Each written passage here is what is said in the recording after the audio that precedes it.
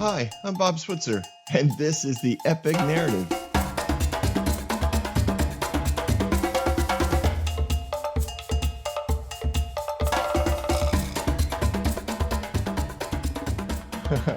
All right. So chapter 20 of 1 Samuel starts out with, Then David fled from Naioth of Ramah and went to Jonathan. Now, if you remember, we left with David staying with Samuel in this Naioth complex, this, in essence, this prophecy school, this place where Samuel was entrenched. Everybody knew Samuel. Samuel, had his own realm of authority, his own world, and that happens a lot with spiritual celebrities, spiritual giants, right? They create an environment around them where they're surrounded by people who love and adore them and listen to them, and they have many people who look to them for spiritual guidance, and those people generally are people of authority. Like the greater spiritual notoriety, the more you're spiritually well known. Sorry, I can see the word in my mind. I can hear it being said in my mind. I can't enunciate it out of my mouth. It drives me a little cuckoo, and it makes me laugh because it happens a lot in my world. But when you're in a place of authority and you hear of a person of spiritual authority, you tend to be drawn to them for spiritual guidance. Very seldom does somebody of political or military authority who's in need of spiritual guidance go to somebody who nobody knows. They usually go to somebody who is well known, somebody that they've seen from afar, because usually people in the high end of politics or government or military or entertainment, they usually don't have, quote, time to be a regular attender at some church in the area because of their celebrity and because of their money or their connection to money or their blah, blah, blah, blah, blah. I know there's lots of reasons. They know if they go to church, they can be a distraction, or people will come to church to try and get access to them and not really be there for the right reasons. So a lot of times they'll separate themselves from the church environment, from the quote spiritual regulars, and instead they'll approach the spiritual authorities on the side. Of course, in today's world, that's a cell phone call or an email or something along that line, and then they get their spiritual interaction through that. And sometimes we hear about it, like sometimes we'll hear about a famous singer. More recently, I know that like Justin Bieber has been known to be connected to the Hillsong worldwide ministry, and specifically to the pastor of Hillsong in New York. And I've forgotten his name. It's okay. It's not because I don't like him. It's just oh man, I can see it. Carl Lentz. There, you see, I did remember. Just give me a minute. But he would, so a lot of people would be like, oh, he went and saw a pastor. Oh, he found religion. Oh, he sang a worship song. Oh, this is such an amazing thing. That's because we're celebrity driven in a lot of ways. We like to be distracted by celebrities. We like to, and it's a big deal. So if somebody like that starts showing up at church on a regular basis, it becomes a distraction to everybody else who's trying to just do like normal church, everyday church. So I picture Samuel. He's in this region on and has been for a number of years since Saul's become king. He has probably quite a network, as he did before Saul became king. He had, he networked around the whole nation. So he still has friends. He still has connections of tribal leaders, family leaders, elders of all shapes and sizes of cities and villages around the nation. He's got people from other nations who come to him for spiritual guidance. He's a proven prophet, somebody who gets words from God and sees and has knowledge that nobody else would have unless they were connected to God. And so Samuel has all of this, and David is there, and Saul sends 3 rounds of troops to go capture David and bring him back to the palace to be killed.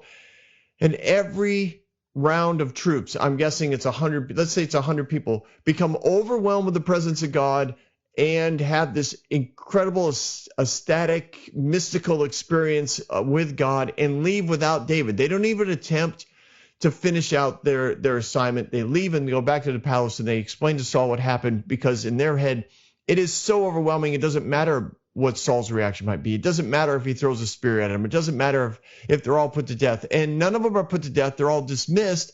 And the next round of troops is sent. And it happens again and again and again. And then Saul takes a 4th round of troops to this place.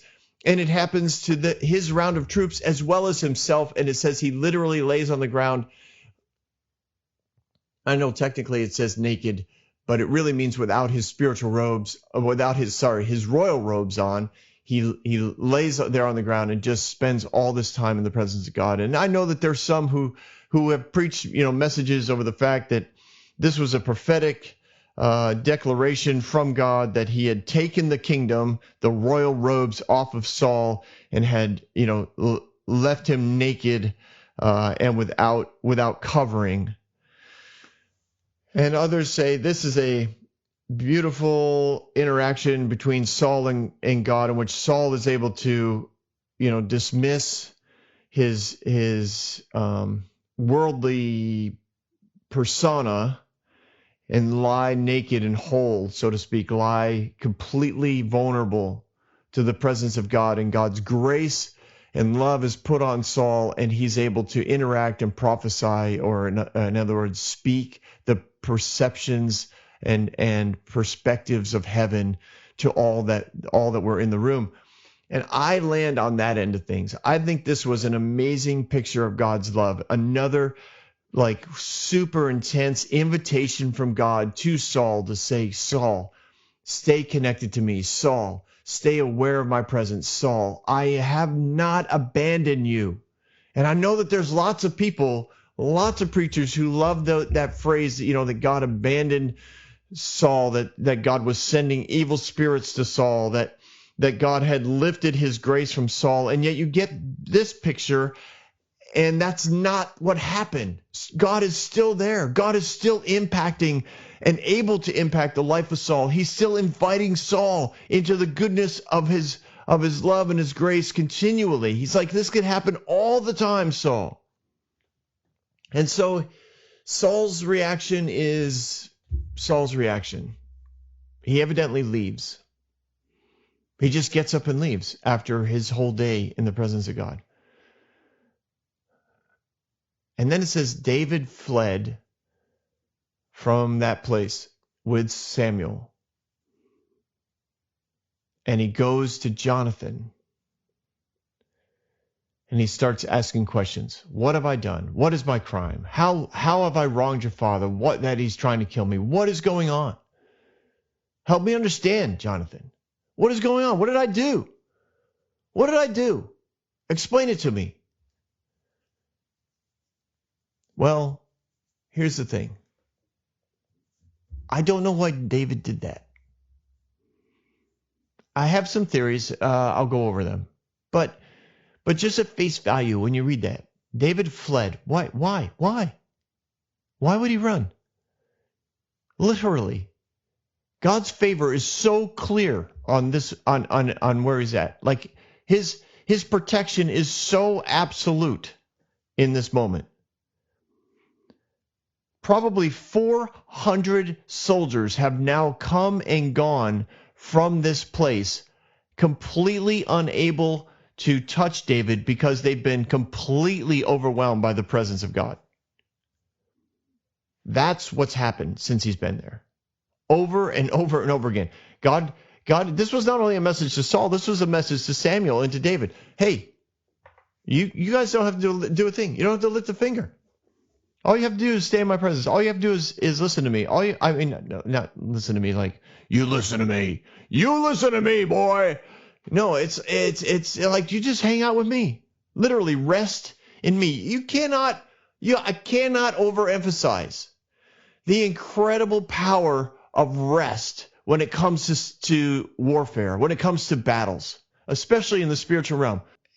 It's unbelievable how powerful that is. And that's exactly what David and Samuel were doing. They were resting in the presence of God. They were resting in the worship and interaction of heaven. I imagine David had multiple instruments that he was playing at this time. He was just hanging out. He was an artist and a musician at this point. He was on the run. He had nowhere else to go. He didn't have any job to do. He was just able to interact with heaven. This had to be an incredibly powerful place. And then you've got this weird thing where he just gets up and leaves. He just decides, I have to know what I did that was wrong. And I get that on a basic level, right? Sometimes we just have to know what we did. Like we want to know, what did I do? What did I do? We're not content to just rest and cast, quote, all of our cares on God because he cares for us. We want to, we care enough that we want to know the details.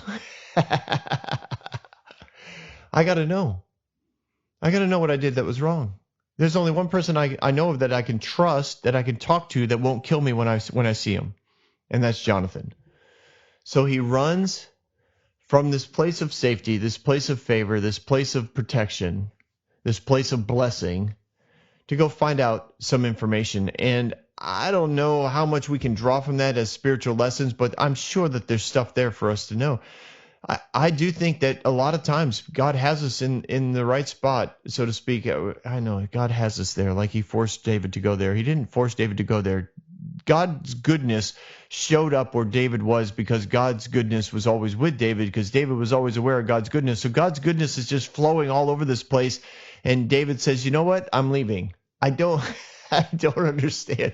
Like, there's no indication as to why he needed to do this. If 400 troops weren't moving David, then what was going to move him? The only thing that would move David out of this place was his own personal desire to know the details. And that fascinates me, because he didn't need to know. I mean, honestly, he's dealing with a guy who isn't always making the wisest of decisions. And this guy's left. He was there. He was overwhelmed by God's presence, and he left without David. Saul did the same thing. I mean, the message from God was, look at what my goodness can do.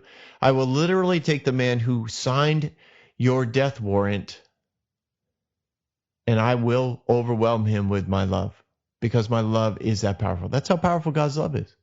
It overcomes all evil. Overcomes all evil. Doesn't mean that evil doesn't exist. It just means when you come face to face with it, his love wins. Love wins. All right. David meets up with Jonathan. What is going on? What did I do? How have I wronged your father? Why is he trying to kill me? And Jonathan's like, whoa, never. My dad would never kill you. You are not going to die. Look, my dad doesn't do anything great or small without letting me know. Why would he hide this from me? It can't be true. So here we see a picture of Jonathan, who I'm not sure where he was during this whole, it had to be at least a week-long back and forth of troops to and from Ramah to try and capture David. It had to be at least a week in which they were interacting. So I don't know where Jonathan is. He's on a ambassador mission. He's hanging out with his family somewhere. I have no idea, but he is. David finds him and he's like, what is going on? And Jonathan's response is, I have no idea what you're talking about. There's no way my dad put out a death warrant on you without me knowing about it. He doesn't do anything without me knowing about it. And David says, I know this then. Your dad knows that you and I are best friends. Scripturally, in the Bible, it says, I found favor in your eyes. And he has said to himself, Jonathan must not know this, or he will be grieved. Yet as surely as the Lord lives and as you live, there is only one step between me and death. Now that made perfect sense to Jonathan. Jonathan was like, listen, my dad doesn't do anything great or small without me. Like, I am in the throne room all the time. I know exactly what he's doing all the time. There's no way he made this decision without me. And David's like, all right, then clearly your dad knows that you and I are in covenant with one another, and that you and I are inseparable when that covenant comes to play. And he knows that if you find out that he's out to kill me, you're going to be grieved. In other words, you're gonna fight for me. You're gonna bring reason into the decision-making process, and you're probably gonna make him back down again, like you did before. This happened before, and you talked him out of it. Remember? I mean, it was a beautiful picture. That was a couple episodes ago. It was a beautiful picture of how to have a honorable confrontation to bring about repentance. It's awesome. I might preach that. I might just preach that passage. It's a perfect passage of confrontation in honor and love. And then Jonathan listens to what to what David said, and he goes, "Yeah, you're right. You're exactly right. That's exactly what happened. My dad has kept this from me. He's kept it from me, kept it on, he did it on the side. He did it outside of the throne room, or he did it he did it with his own private guard. I had no idea about this. I'm guessing Abner knew about it because I believe Abner was an uncle. I'll have to confirm that, but I'm pretty sure he's an uncle to Saul. So he's one of his father's brothers. So I'm sure that the family was aware of this. And I wonder sometimes, because of the whole family situation, I wonder if the family didn't drive this thought constantly into Saul's head.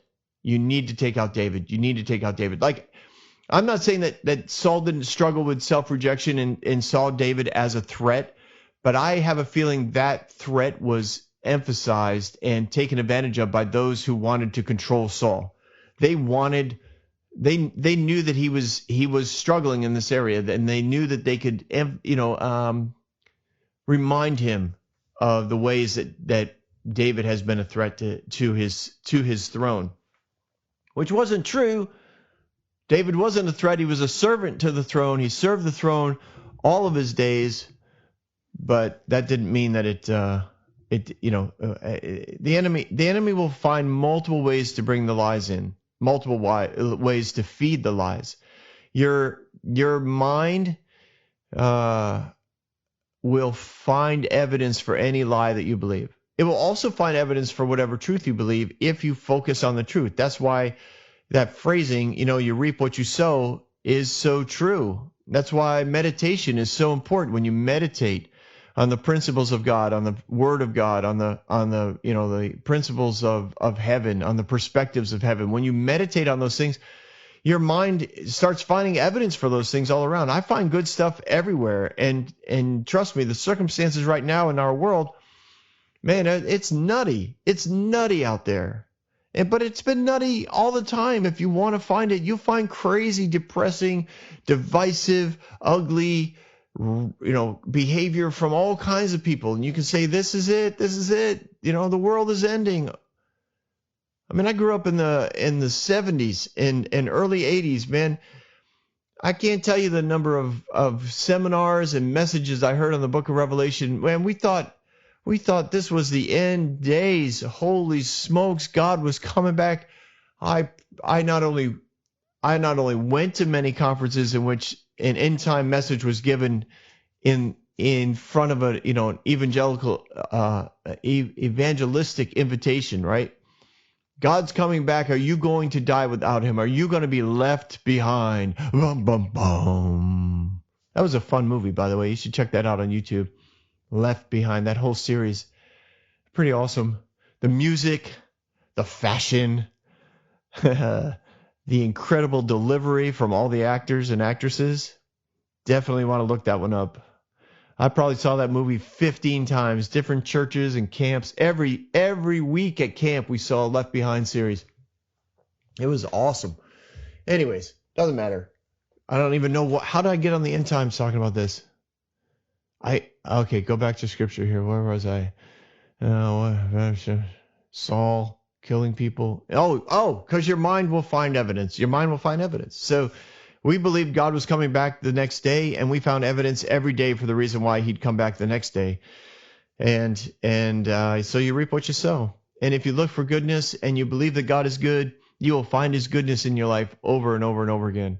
If you believe that he's God of hope, and that love brings hope, and that he is love and he lives in you, you'll bring hope and you'll bring love, and people around you will find hope and love every time they're around you. It's just the way it is. It's just the way it is. Okay, don't sing, Bob. This is a podcast, not a concert. So here we go. So David said to Jonathan's like, okay, whatever you want me to do, I'll do it for you. Jonathan here declares his loyalty to David. He's like, all right, you're right. My dad is going after you without my consent, without my counsel / wisdom. He's doing this without me. So you're right. You probably are one step to death. Like you come out, you're dead. Which goes back to my first little point, which is I have no idea why David stepped out from where he was clearly safe, where he was clearly protected by God. It doesn't, I don't get it. Now, maybe another little theory is he's looking at this rhythm of troops coming in, and he says eventually Saul will send an army, not just 100 men or 10 men or whatever it was. He's going to send a much bigger troop. I don't want to put the school, the students at risk. I don't want to put Samuel at risk. I don't want to put this village at risk, because they'll just surround the village and wait. Or they'll just attack the school and wipe it down to the ground, and everybody will have to start over. Like maybe his thought was on that end of things, and he's thinking, I just need to get out of here. I need to find another place to be. It's not safe for me anywhere in the country. And anywhere I go, he's going to try and track me down. So he goes to Jonathan. He's like, I need to know for sure that this death warrant is still out for me. I need to know for sure that your dad still wants to kill me.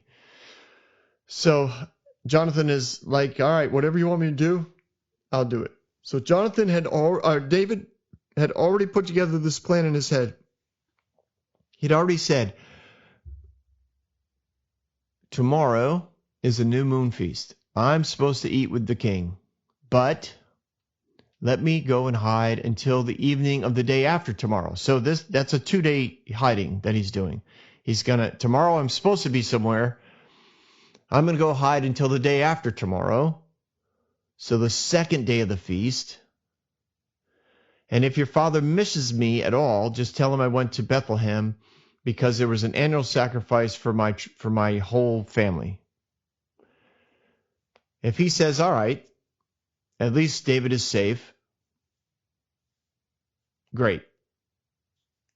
Then I'm good. He's not really going to kill me. But if he loses his mind again, if he gets angry and starts to whatever, you'll know that he is determined to kill me. Like the death warrant isn't gone. He still wants to do me harm. As for you, if you don't mind, Jonathan, if you could be kind to me, for we are still, we're still in covenant. I know we're still best friends. I know that what you have is mine, what I have is yours, although what I have isn't. I don't have anything without you because your dad gives me everything I have because my family hasn't, blah, blah, blah, blah. That's all implied in that phrase. He says, listen, if I am guilty, if your dad gives good reason for me to die, if there's something I've done that is, treasonous and horrific when it comes to your family or to the nation, then please do me a favor. Would you kill me? And not put me in the hands of your father. I don't want to die in that way. I don't want to die in the rage of anger and pride. I'd rather die at the hands of a friend. Would you please kill me?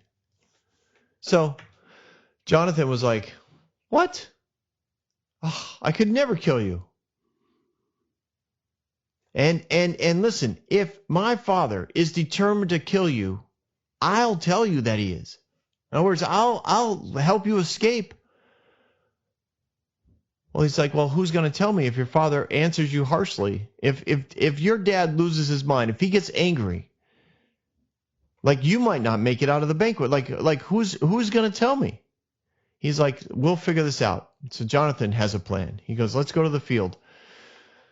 So they went to the field, and Jonathan's like, listen, before we go through this plan, and he has several verses here where basically he's saying this: swear by the Lord God of Israel that I will surely sound out my father by this time tomorrow, day after tomorrow. So in 2 days, if he's favorably disposed to you, will I not send word to you and let you know? In other words, I'll let you know either way. But if he intends to kill you, may the Lord deal with Jonathan, be it ever so severely, if I do not tell word to let you know and send you away in peace. In other words, if I somehow get suckered in to the plans of my father and I don't let you know that he's about to kill you, then that's on me, and may the Lord deal with me that way. In other words, may God kill me. So this is a really intense promise he's making. But he says, listen, regardless of what happens, I want you to live. So I'm going to find out one way or the other. Either my dad's not going to kill you, or if he is going to kill you, I'm going to help you. I'm going to help you escape. But either way, please be kind to my family. And this is again that heart of honor. I've mentioned it before. Jonathan is such a beautiful character in Scripture. He says to David at this time, basically, I love my dad. I know that you love my dad. We both know what my dad could be if he followed after God. Like if he just followed God, if he just hung with God, if he stopped being influenced by all the people around him, if he stopped trying to not be a disappointment to the family, if he tried not, made decisions out of love instead of fear, made decisions out of hope instead of selfishness, like there would just be so much amazingness about him, and you and I both know that. So listen, would you please be kind to my family regardless of what the Lord does for you? Because Jonathan's like, I know God's basically going to take care of you. If you run away, everything's going to be fine. But and the way he said that, okay, I'm sorry, I'm reading it here. He said, not even when the Lord has cut off every one of David's enemies from the face of the earth. In other words, that's his way of saying, I know if you escape, God's going to be with you, and he will protect you from all of your enemies, of which clearly we're talking about my father here. He's turned himself into an enemy of David and has called you his enemy. So I'm just saying, please be nice to my family. Please, for the sake of our friendship, don't destroy my family. And David says, may the Lord call David's enemies into account. And Jonathan and David reaffirmed their oath out of love, and they all loved it. This is just a beautiful moment in the field with two best friends. And I think they both know that this could be the last time that they really have an opportunity to talk, because they're alone. There's evidently no servants around. They're outside the city walls. And then they go through the plan. Tomorrow is a new moon feast. You'll be missed because your seat will be empty. The day after tomorrow, toward evening, go to the place where you hid when all this trouble began and wait by the stone, or the very specific place. I'll shoot arrows to the side of it as though I were shooting at a target. I'll send my servant, or this little boy will go find the arrows. And if I say, look to this side, then you'll know that you can come forward, because it'll be on this side of the rock. If I tell them that the arrows went beyond the rock, it means you've got to run away. You've got to go that direction. You can't come toward me. You have to go away. So David hid in the field. And the nuances here is that he hid there for 2 days. I'm guessing he had something to eat and something to drink. And because he was outside the city gate, maybe he was able to go find those things. He just stayed hidden. He knew how to do that. He was a shepherd. He knew how to wander in and out of hiding. He knew how to stalk prey because he had to keep an eye out for wolves and foxes and coyotes and bears and tigers and whatever else might come after his little sheepies. So he knew how to handle the wilderness. He knew how to handle being hidden, and he stayed hidden for 2 days. And then at the meal, it says the king sat down to eat. He sat in his normal place by the wall opposite Jonathan. So Jonathan's sitting on the other side of the table. I'm guessing his back is toward the opening. All right, the king's back is toward the wall, so no one can sneak up behind him and kill him. It's not an unusual thing for dignitaries. And if you talk to a lot of martial arts mindseted people, they always look for a place where no one can come up behind them. Security guys often do the same thing. I've seen them. They look for seats anywhere they sit. They want to be where no one can come up behind them. It's just a security thing. So that's where Saul is. He's sitting across the table. I'm guessing it's on a small table. It's probably a big one. Might be a square, rectangle, circle. Who knows? And Abner sat next to Saul, a place of honor. But David's place was empty. And that probably was on the other side of Saul. Remember, Abner was the overall commander general of all troops. David oversaw the battlefield. He oversaw the ground troops. So the first day, Saul said nothing. He thought to himself, hey, David must be unclean. But the next day, David's place was empty again. Now, this is what's crazy to me. And this is why I go back to what I said earlier in this episode. Saul was part of the fourth wave of troops to go get David from Ramah. And he gets overwhelmed with the presence of God, and he leaves without David. And here he is, let's say a week later, beginning of the month, and he fully expected David to sit next to him at this banquet.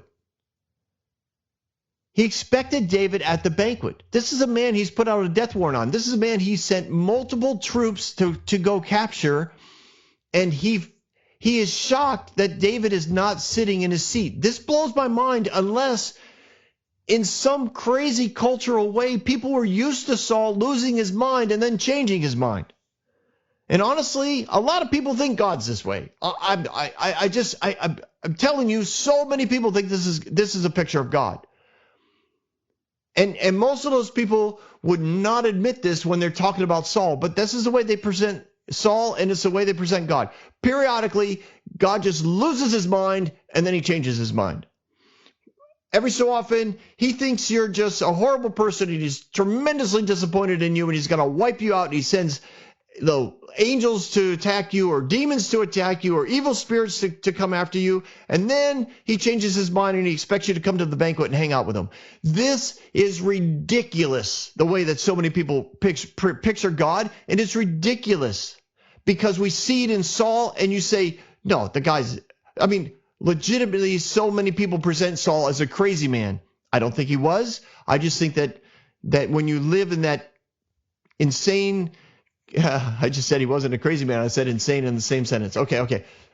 When you don't know who you are, when you don't have purpose, and you have the weight of the nation upon you, and every decision carries with it tremendous impacts for so many people, you can't be yourself. You don't feel connected to yourself. You don't understand where you're going.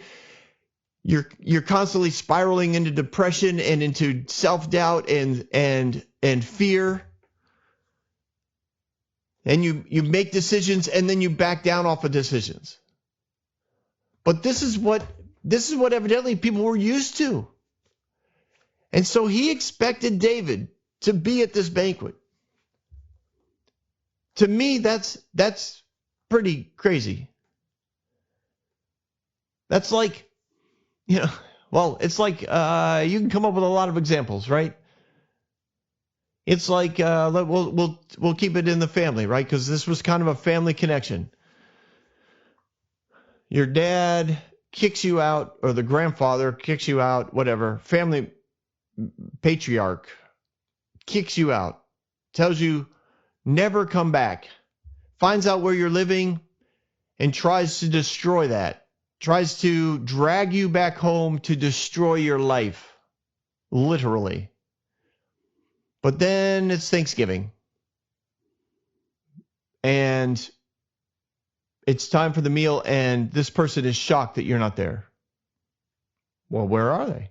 Why aren't they here? This is crazy to me. If I'm Saul, I'm dumbfounded. I can't figure this one out. How is he surprised that David's not there? The first day he's like, well, maybe David's ceremonially unclean. Maybe he was busy. He doesn't know David's hiding, not under a rock, but he's hiding out behind a rock in the field outside the city gates. He's like, well, maybe he, didn't get back from Ramah on time. Wait, what? Like, how does somebody not lean over and go, well, King, Master King, Your Majesty, maybe he's not here because you tried to kill him multiple times. You sent dozens of men to try and capture him, to drag him back to the palace and put him in a place where you could kill him. Maybe. Just spitballing here, boss. Just taking a guess. I don't know. This part of the story is just bizarre to me. But I think culturally, he just figured, well, David will show. And David didn't. So the second day comes. And now he's like, wait a minute. So you kind of, I picture this like I haven't seen many pictures of the Bible days, many movies of the Bible days that actually, I think, capture the grittiness of life in the palace. It's usually polished. And so I mentioned Game of Thrones a lot because I think Game of Thrones captured the grittiness of society in that era, that middle-aged era. So I don't know what it was like in the palace, but I don't think it was a polished situation. I think it was, it was rough. And so there's the meat on the table, and there's vegetables, and there's fruit, and there's wine, and there's, candles lit, and there's fire going on somewhere to kind of keep things warm. Maybe in the middle of the table there's I don't know. But Saul is looking across from him at Jonathan. And Saul is suspicious and has been, which is why he didn't tell Jonathan that he was trying to kill David. And he's looking at Jonathan. Maybe Jonathan's trying to look nonchalant about the whole thing. Like he didn't even notice David wasn't there. His best friend, the one that everybody knows. They're best friends. Everybody knows that Jonathan and David, they, when they're at home together, they get together with their families, they hang out, they laugh. When David goes away in battle, Jonathan is not necessarily at his side, but he sends him away. He encourages him. He gives him good news. He had given David his sword and his spear and his shield, so David was well protected by iron. It was obvious. And maybe Jonathan is trying to make it look not obvious, and maybe Saul is just chewing, cutting, but he's staring across the table at Jonathan. I just picture him just staring at him. Now this is a tall, good-looking man, and his eyes were just, I think, on fire. And he's just glaring at Jonathan. And then he says, hey, why hasn't the son of Jesse come to the meal, either yesterday or today? And I just picture this silence. Like everybody's at the table. Everybody's eating. It's a little awkward. David's not there. Everybody knows why David's not there because Saul's been trying to kill him for a month. And everybody's eating, but they're talking, kind of casually. And I just think everybody knows Saul ain't talking, right? Saul is just glaring. He's eating, but he's eating with his face up. He's not looking at his plate. He's shoving stuff in his face, but he's staring at Jonathan. And then he just crosses his arms and he says, hey, why do you think the son of Jesse hasn't been at the meal today or yesterday? And everybody's like, huh? Like I picture, like if it was a movie, like the servants would be like, do we move? Do we move? Do we pour any more wine? Do we bring out any more food? Everybody just stands still. Everybody's waiting for Jonathan's answer. And Jonathan had rehearsed the answer. He wanted it to sound natural. He didn't want us to rush it. He had to make it right. You could picture Jonathan. Let's see. I got to practice. He's been practicing this for 2 days. Yeah. Yes. I picture it coming out almost apologetically, like he's trying to be like, I should have told you this yesterday, type of thing. Oh yeah. David begged me. He begged me, earnestly asked me. He wanted to go to Bethlehem. He actually said, let me go, please, because my family is doing a sacrifice in the town, and my brother has ordered me to be there. If I found favor in your eyes, let me get away to see my brothers. That is why he has not come to the king's table. So Jonathan lies. I don't think this means God condones lying. I don't think that God's in this plan. I don't even know if God was in the plan to begin with, because I kind of get this. It's not that God can't be there. Trust me, right? There's nothing that separates us from the presence of God. So it's not like God abandoned everything. It was like, you screwed up. You should have stayed in Ramah. I had you protected there. Fine, you're out on your own. Good luck with that. I think he's like, okay, my goodness can show up anywhere. I'm not for this plan, but I haven't left you, because he never leaves us.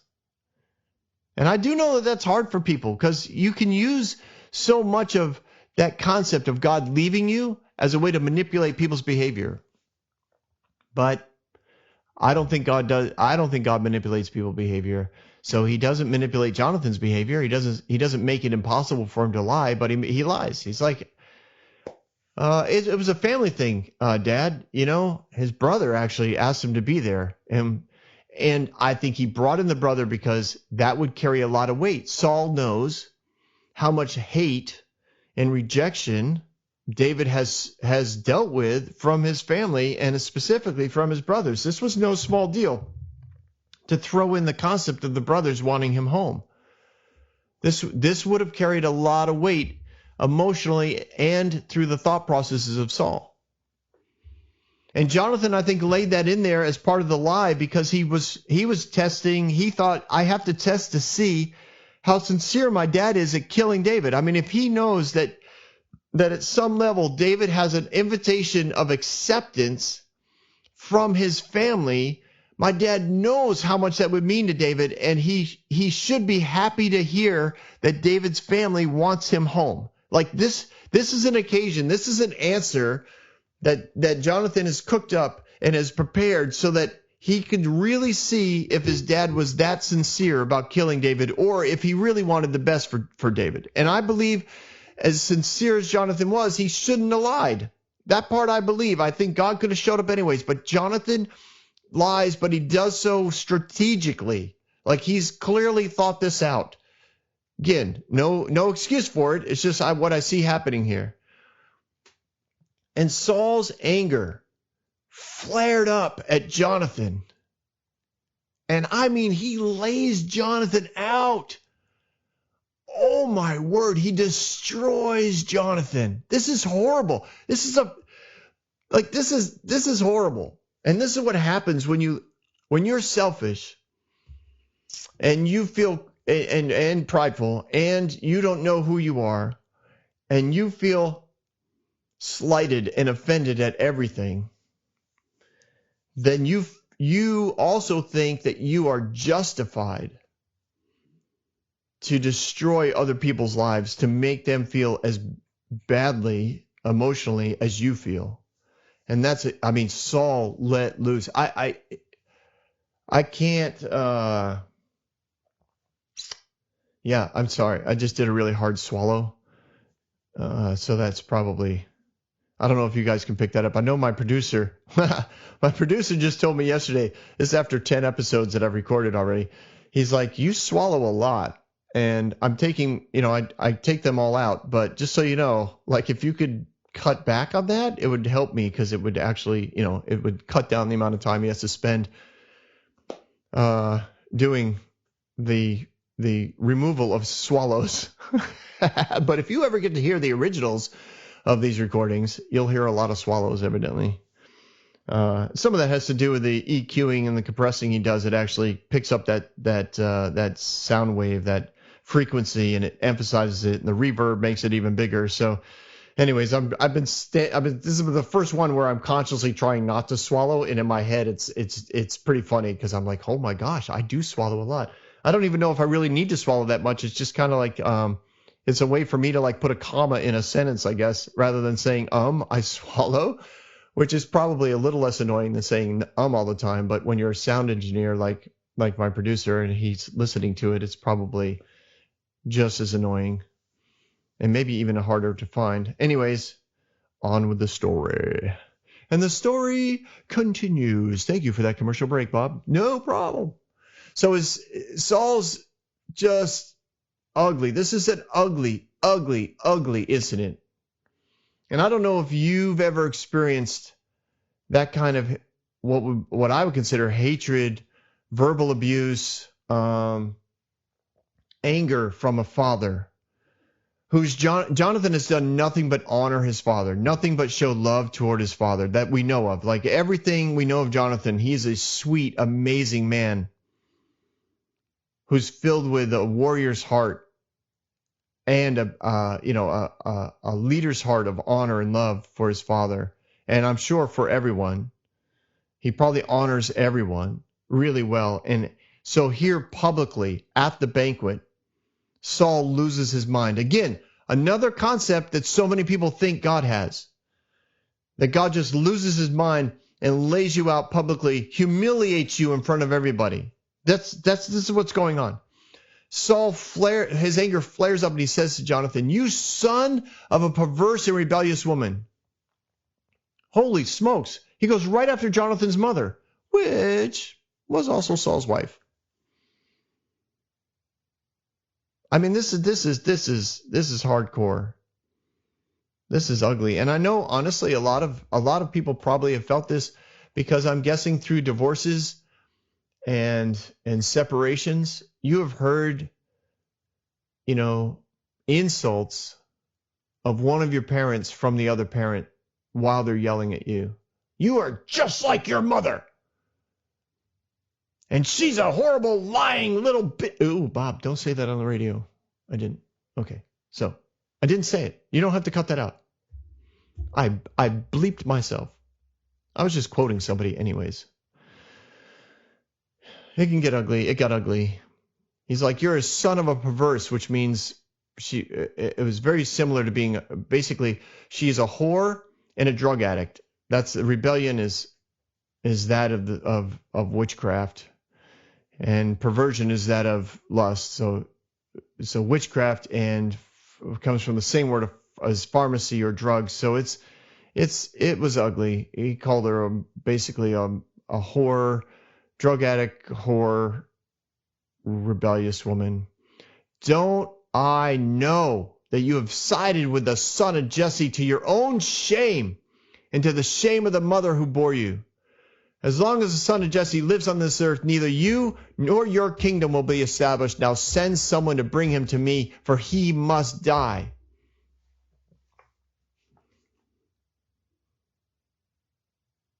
Wow, man, I'm sorry that there's such a long pause, and maybe we can leave that in. I don't know.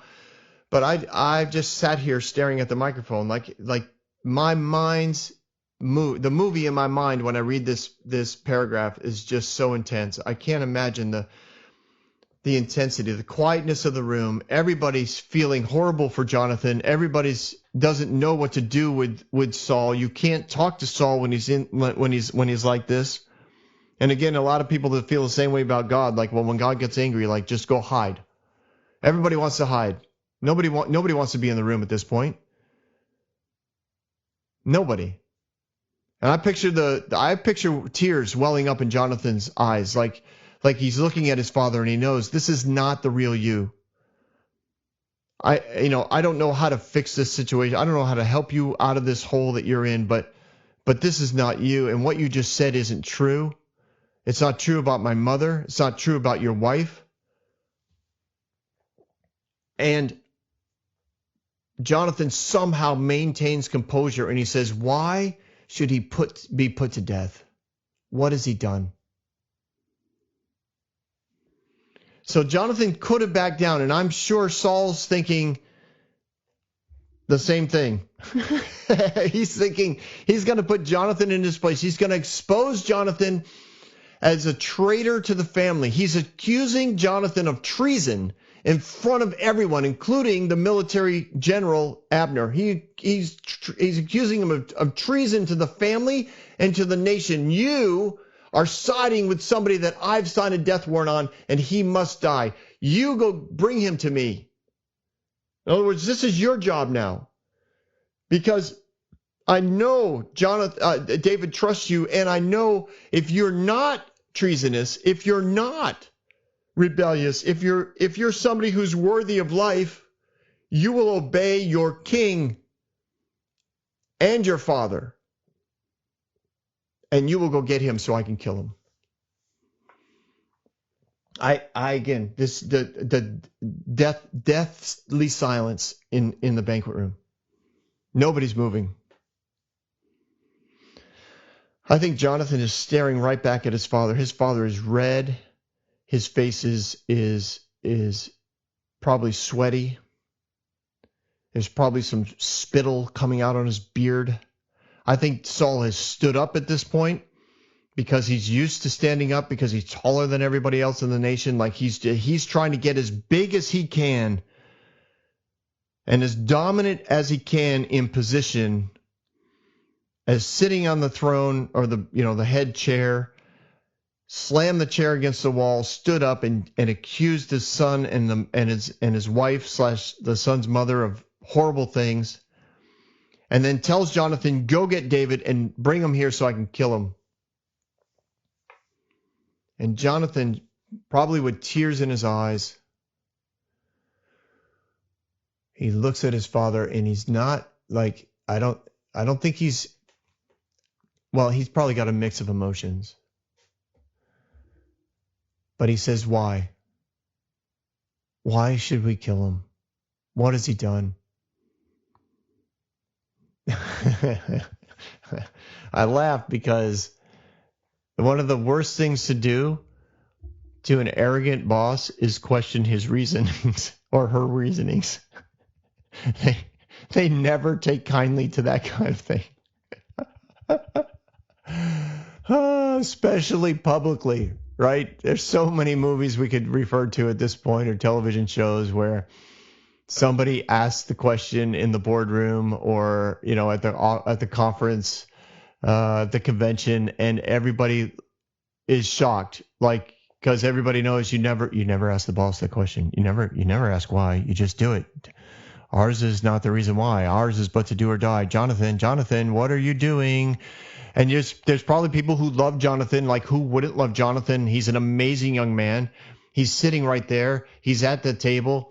I'm guessing he has friends on both sides of him, if not all the way around the table, and they start to see Jonathan's mouth move. And if they're anything like me, they're thinking, no, no, no, no, no, no, no, no, no, no, no, no, no, no, don't talk, don't talk, don't talk, don't talk, don't talk, don't. And then they hear the words, why should we put him to death? What has he done? And they hang their heads like, oh no, this is not going to end well. I totally see this happening because I've been there. I've been there in a much smaller scale with my children, right? There's times where when they were growing up and you ask them to do something and you've asked them to do it and you've asked them to do it and it's like the 13th time and admittedly you're frustrated, not you because you guys are awesome parents, but me, frustrated, and I let loose. Right. And then I see that they're going to come back to me with something else. And in my head, I'm saying, don't say it. Just do what please just do. And then they say it anyways. And it's like, oh, no. Like they keep calling your bluff. I'm going to take away the snack. And they do it again. I told you, if you do this, I'm going to take away your snack. And they do it again. Listen. All right, listen, look at me. Right? Anyways, and then you end up having to take away the snack. Well, in a much bigger scale, that's what's going on here. And I just picture people at the table going, no, no, no, no, no. And Jonathan speaks and he's like, everybody hangs their head. And then Saul hurls a spear to kill him. This was not a threat. Saul went for it. Saul grabbed, he probably had his spear. He probably thumped it on the ground when he was yelling at Jonathan about his mother and how horrible of a son he was. He's telling Jonathan what a horrible son he is. And Jonathan says, I just need to know, why are we trying to kill David? What did he do?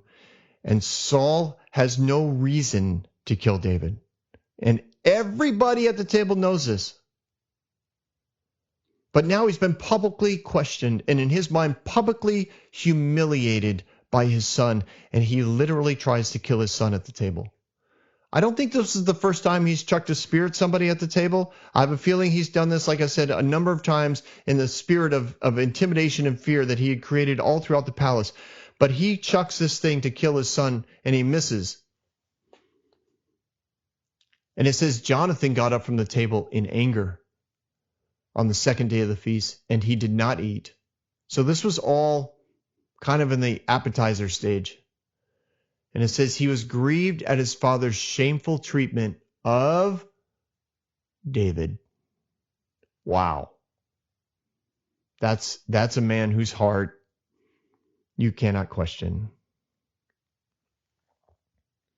This is Jonathan. He was not selfish. He knew that his father had crossed the line. He wasn't angry because for selfish reasons. He was angry because he knew that something had overcome his father to the point where his dad was not himself. He was angry at the lies that his father believed about David. He was angry at the lies that his father believed about him. He was angry at the lies that his father believed that were being whispered in his ears about the nation and about his behavior and about the decisions he had made, all that stuff. He was angry at what his father had become because he knew what his father should be.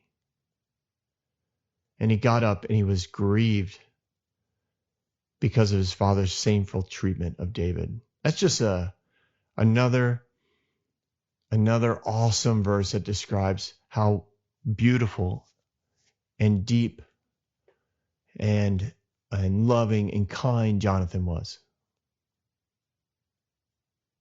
And we're just going to end there because we'll pick up the rest of the story. Starts in the morning. And I'm sure, obviously you can read this stuff. You can be way ahead of me at this point.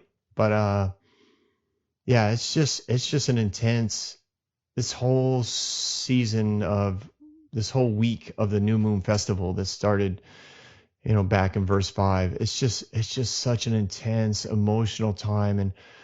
And there's so many nuances of the palace and the attitudes and the culture of the palace and the culture of the of the servants that worked the palace, and those and the attendants and the counselors and the military leaders all around. Is David, really going to get killed? And how is Saul going to react to being overwhelmed by the presence of God? And what is he going to do if David doesn't show up? And is David going to show up? And rumors, David's on his way. David's not on his way. I'm pretty sure we saw it. I have a feeling there's probably a couple rumors floating around because somebody probably saw David running from Ramah. They know that he's not there. Somebody knows that he's not there, and the rumors would spread. Where is he? Is he here? Is he going to come? If he comes, is he going to kill Saul? He should kill. I'm telling you right now, if he comes, he should kill Saul, because Saul is going to kill him.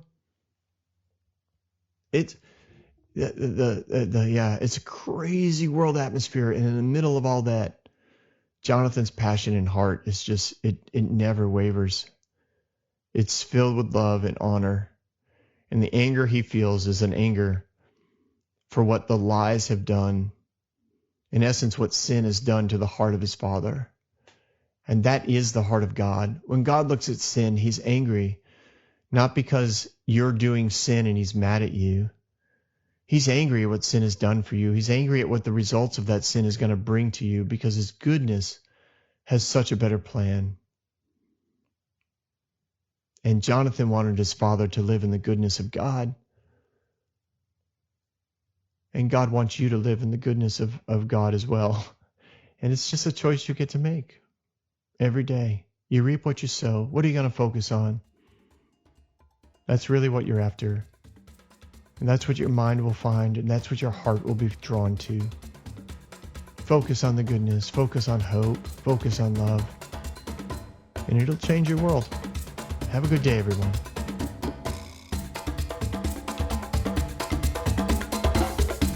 Thank you for joining us for this episode of The Epic Narrative. If you have questions for Bob or would like to reach out for booking, please email us at thebobswitzer@gmail.com or visit thebobswitzer.com. If you haven't already, please subscribe to The Epic Narrative podcast on Apple Podcasts, Spotify, or wherever fine podcasts are downloaded.